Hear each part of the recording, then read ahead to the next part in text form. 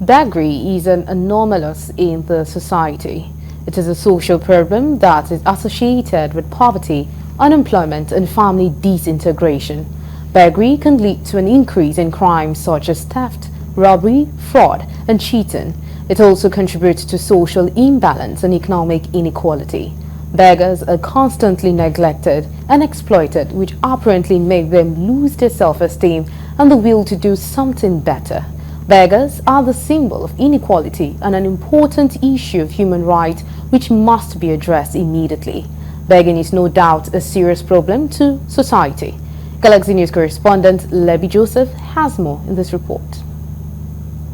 Begging is basically an act of solicitation for money and food in the street by people through giving of entreaties to someone assumed to be of superior status.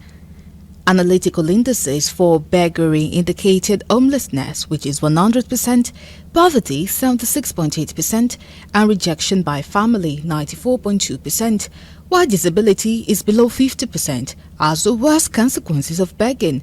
Factors promoting street begging in Nigeria include tradition and culture, customs and religion, poverty and destitution, laziness and indolence, plus unemployment. Both the government and the laws seem to disproportionately affect the poor in the way they are enforced or implemented. Now, if people, alms begging speaks to poverty. It is because people are poor and they have no means of livelihood, so they resort to begging. Now, what government ought to do, in my humble view, is to find ways to create the environment that provides job. Street begging in itself is not the best of circumstance for us as a people. However,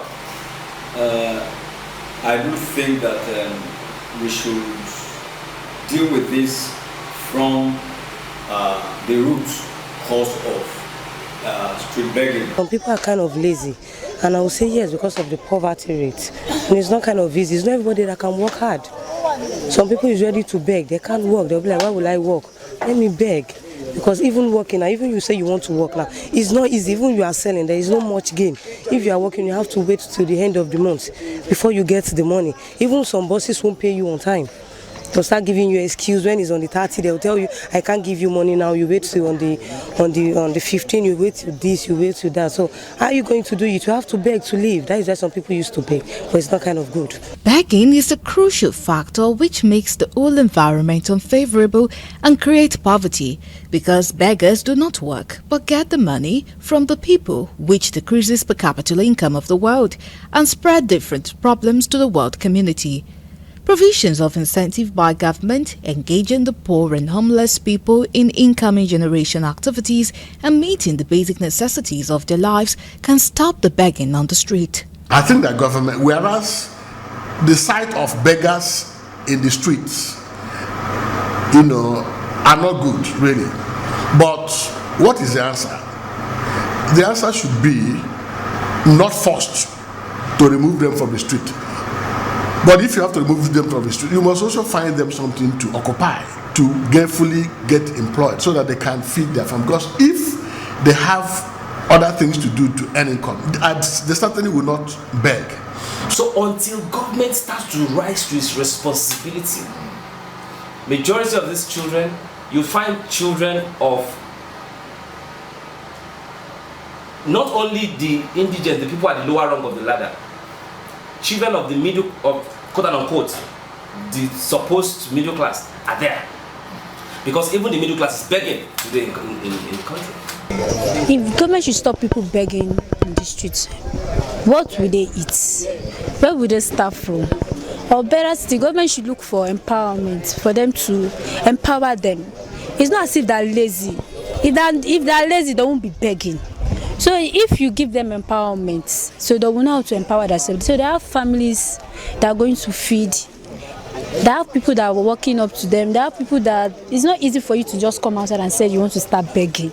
Begging cannot be classified as an act of crime.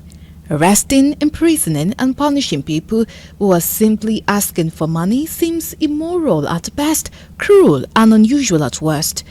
The society needs to find ways to help people who are into begging for a living, but banning it is not one of those ways. It is minor crimes like these that police easily clamp down on. Police find it easy to go after beggars, street beggars, Okada riders, but they don't go after big-time criminals who steal money, who steal public funds, and get involved in corrupt practices that deny the society the resources that we need to address public welfare. A lot of these people, 90% or more, are because of economic hardship, or I call it, they are finding it very hard to get by.